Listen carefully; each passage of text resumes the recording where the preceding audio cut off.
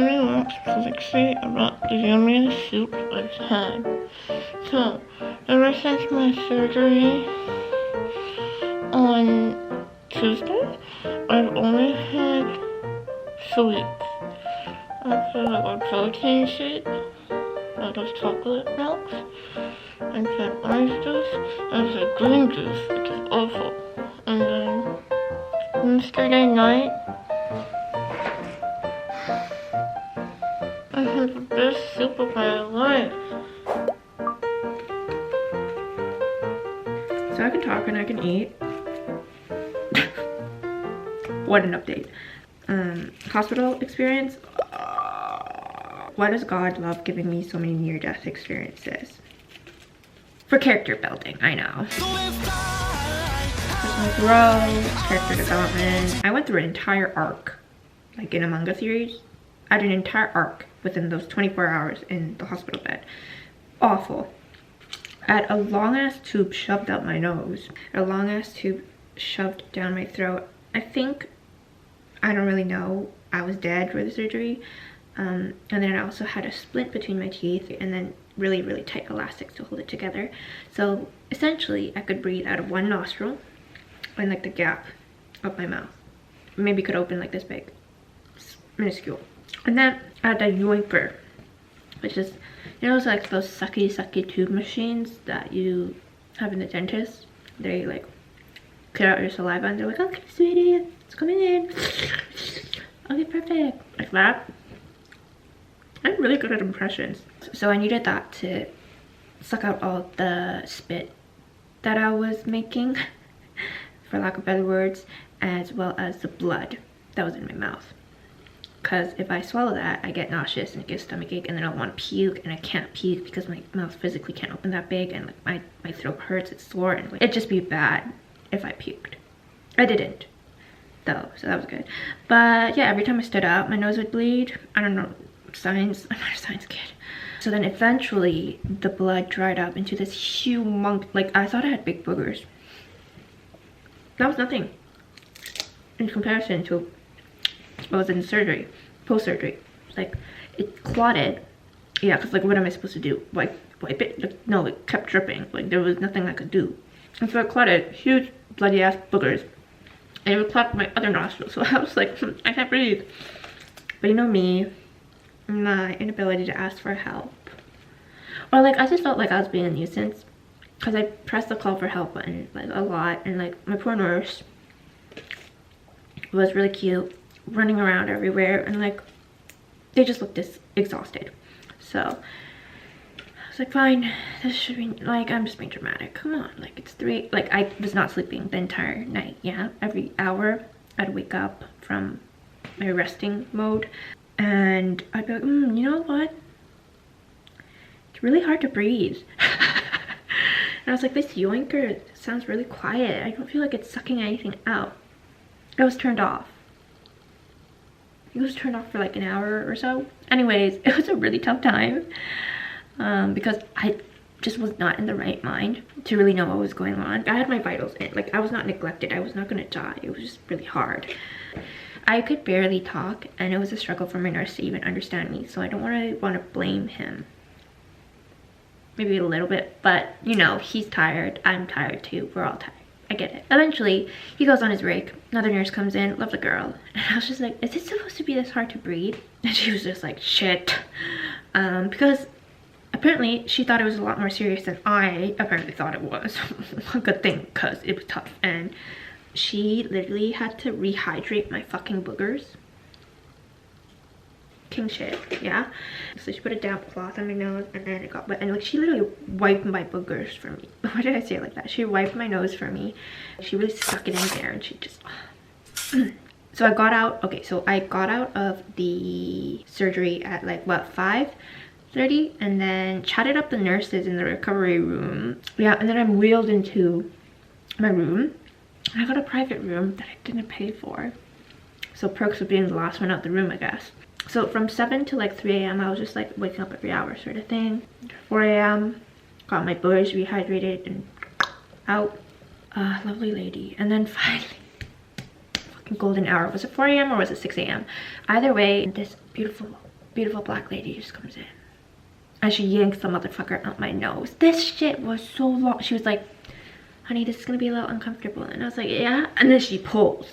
But she doesn't just pull. It just keeps coming out. And so I'm shocked. I was like, I had no idea that my nostrils were so long.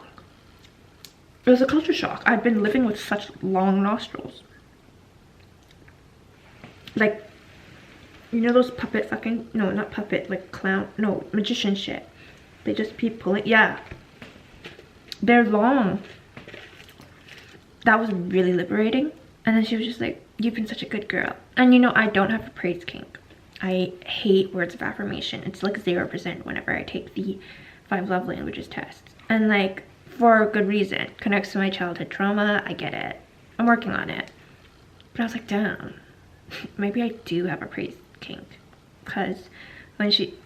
Should I be putting this on the internet? Probably not. Because when she said that, and she was just like, yeah, other patients were crying, but you were really strong, girl. You didn't cry. And I was like, yeah.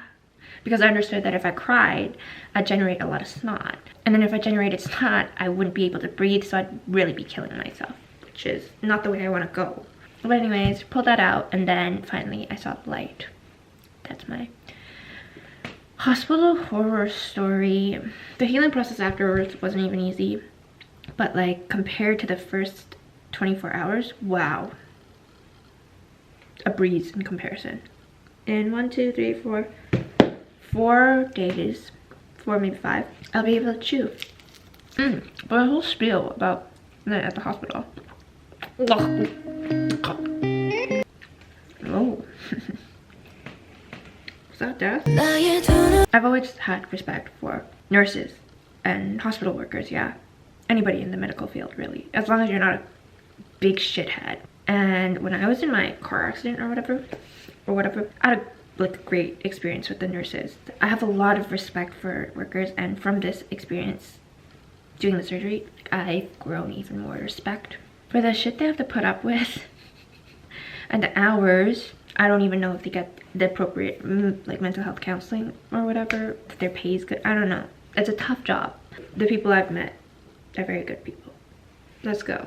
I don't know who to shout out. Vancouver Health, UBC Hospital, I don't know.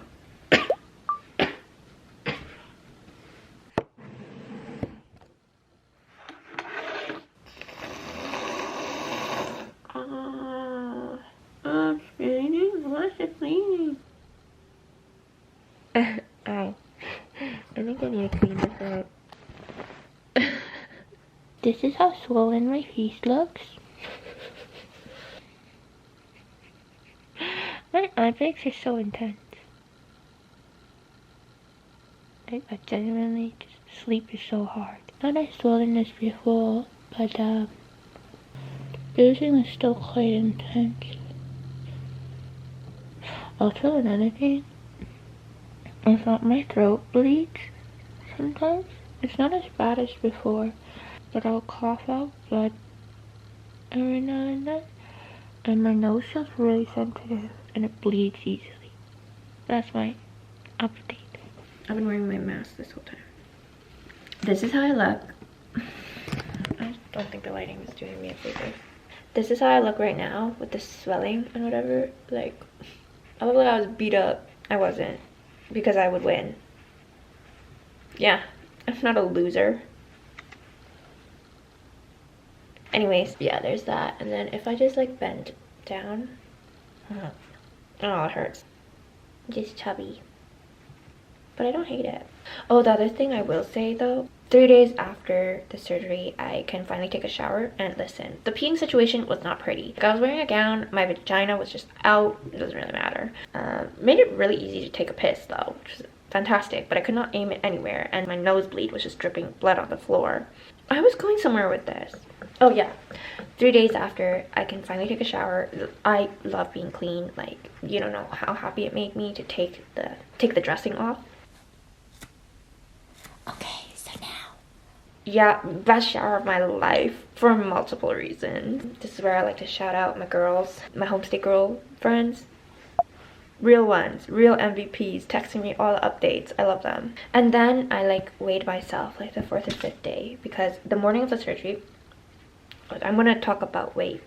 The morning of the surgery, I was 58.3 or 6 kilograms, which is like pretty normal for me. I was eating a lot before because I knew I was gonna lose weight.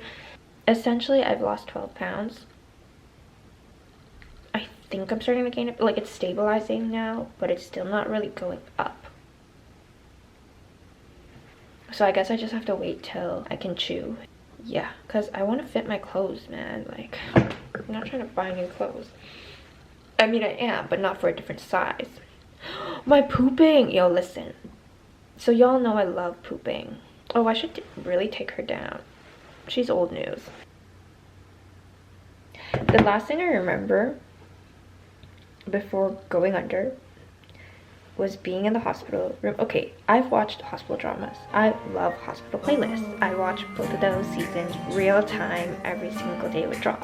So looking at the operation room, I was like, oh my gosh, this is crazy. Like, wow, this is real. Last thing I remember is them saying, so we're just gonna give you some oxygen. Was that oxygen? I don't think so. Because when I woke up, I was in the recovery room. And tell me I don't look like, hang on. Do I not look like No Face? I look like No Face. I totally look like No Face. Thank you, Christine. But after the first week, when I see my surgeon for the first time, he changes the elastics and takes out the splint. Thank God, because I can finally freaking brush my teeth. All I've been doing was like gargling with salt water and just like brushing the outside. Not where the tongue is. Like, she was gross. She was fuzzy. I'm gonna just stop there. As soon as I came home, I was like, fuck this shit. I'm not gonna eat. I'm gonna clean. Like, my room was a mess. And yeah, that is my long ass life update that took 30 minutes.